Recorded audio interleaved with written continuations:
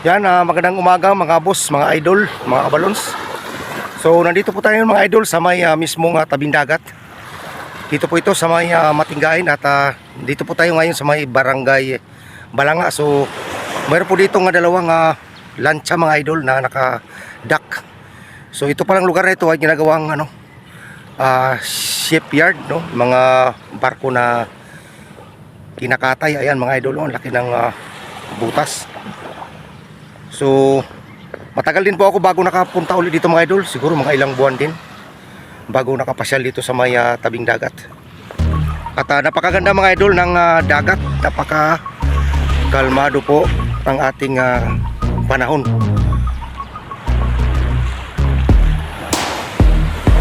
So mga idol, pupunta po tayo doon sa may unahan para yan, ipasyal ko kayo. So sana mga idol ay samahan nyo ako dito sa pagbisita ko dito sa aming baybay dagat dito sa may Matinggain, Uno, Lemery, Batangas. Lancha na nakadak dito.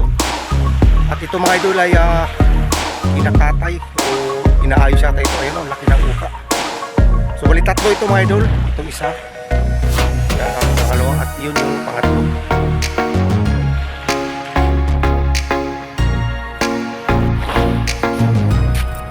So nakikita nyo mga idol, napaka kalmado po ng ating dagat. So napakasarap po maliguan. Wala pong katao-tao mga idol, ako lang mag-isa. Araw po ngayon ng Biyernes. So wala pa rin po tayong pasok at tayo po ay nasa bakasyon. So siguro sa Monday mga idol, mga kabalons, mga boss, ay luluwas na rin po ako para maghanap buhay muli sa Maynila. So yan mga idol, napaka kalmado, banayad ng ating karagatan. So ngayon po mga idol, ang masarap magbiyahe kung halimbawa uwi po tayo ng part ng Visayas, Cebu. Napakaganda po ngayon mga idol mag barko, no? Dahil napakaganda po ng ating dagat, napakalmado, para po siyang mantika na natutulog na ito. So ito mga idol, ito po yung isang bahay na nasira. Inabot po ito ng ilang bagyo na. So ito na po yung lagay nito mga idol. Talagang hindi na siya mapakinabangan. Parang nagiging ano na lang siya mga idol, landmark dito sa. So ayan mga idol, yung dalawang barge na nakasampa.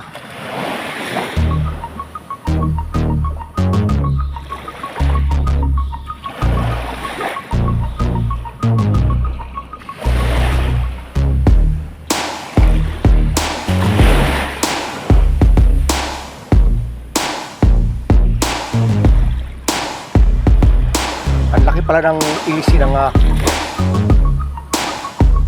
barge mga idol. Tapos yung kanyang pinakatimon. So tuloy tayo mga idol doon sa unahan. Tayo po yung maglakad-lakad muna dito para ma-enjoy po natin yung ating pagbisita, ating pagbakasyon dito sa Batangas. So isa rin po na aking purpose mga idol, kung maghanap po ako ng driftwood. Ilalagay ko lang doon mga idol sa aking maliit na aquarium. Meron po tayong isda na inalagaan. Yan mga idol, may po isang bakal.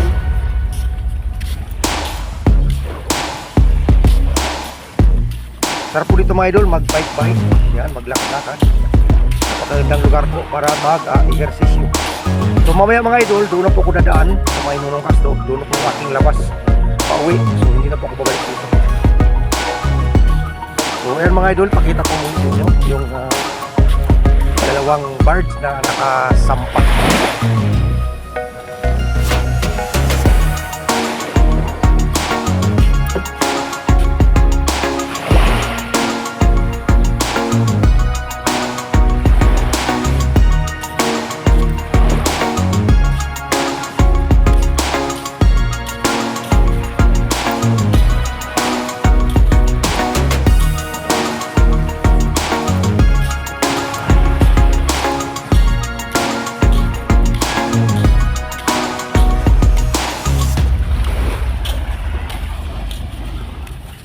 Sarap dito lakad-lakad mga idol. Umaga.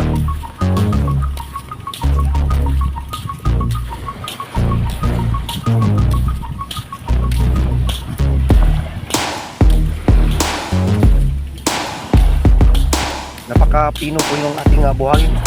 Kaso nga lang mga idol, kulay itim po yung buhangin dito.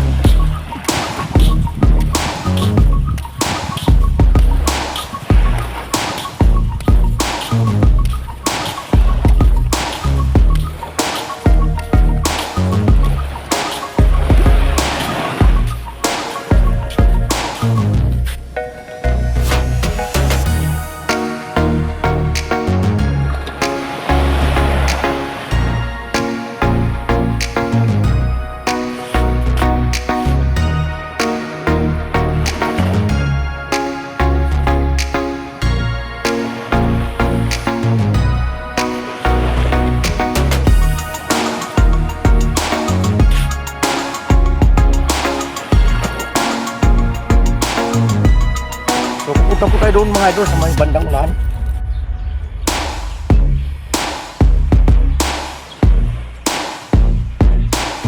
So ayan po mga idol, napakatahimik po ng ating baybay dagat. At ito naman sa mga idol yung bandang itaas. Marami siyang tanim na puno ng niyog. So ayan po mga idol yung ating gamit na mountain bike. So napakalaking tulong nito sa akin mga idol pag nandito ako sa Batangas.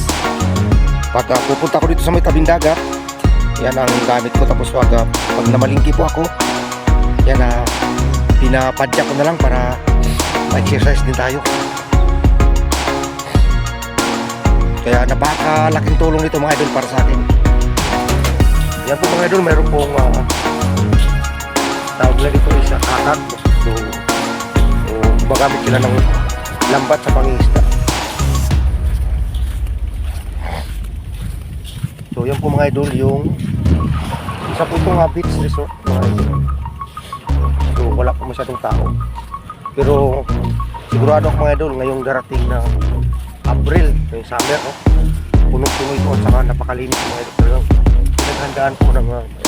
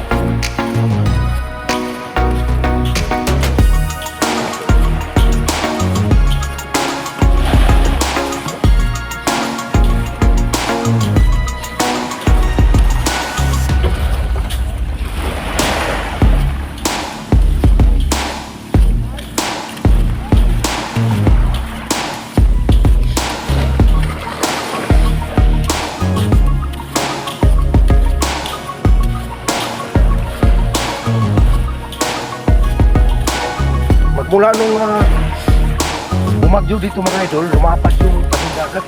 Dati naman hindi ganito kalapad to. So ang laki ng pinagbago. So napakalapad na ng dalampasigan.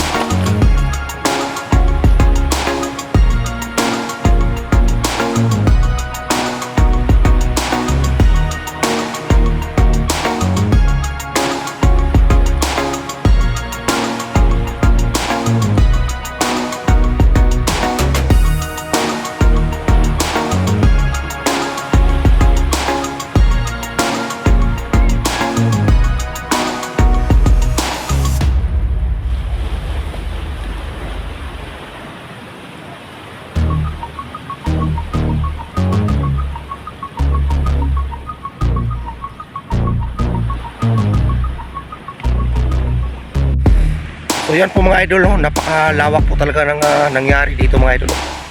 Dati maiksi lang itong magmulas doon sa tubig mga idol hanggang dito sa may tabing dagat. Malapit na ngayon, napakalawak mga idol ng ginawa ng baha.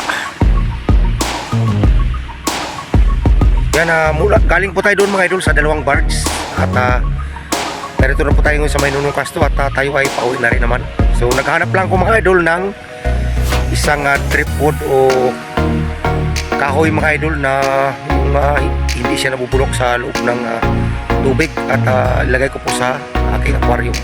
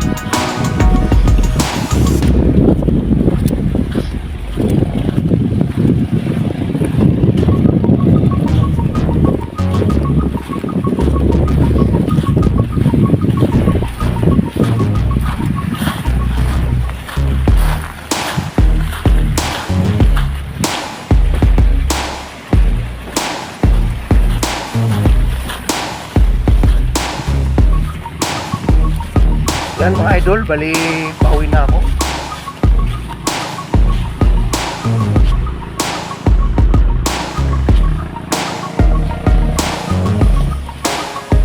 Walang katao-tao mga idol. Ilan lang yung siguro yung mga taga rito lang lakad-lakad. Pero yung talagang nag-reach wala pa.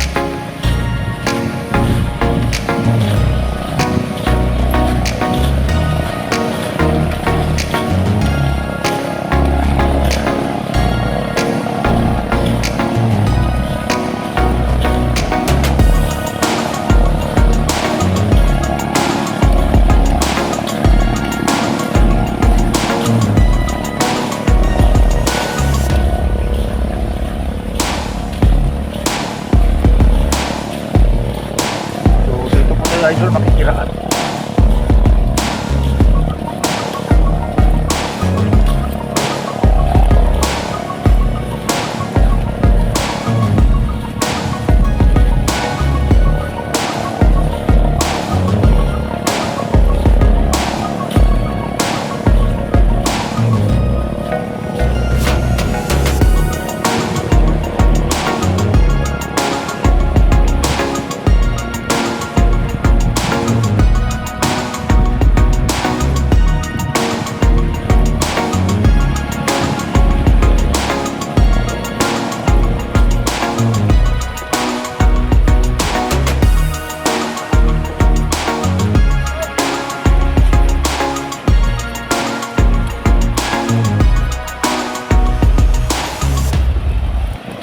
Maraming salamat mga idol, mga kabalons, mga kabos. Maraming salamat sa inyong oras, sa inyong pagsama mula umpisa hanggang dulo ng aking video ito. Sana makita-kita pa tayo mga idol sa aking susunod na mga video.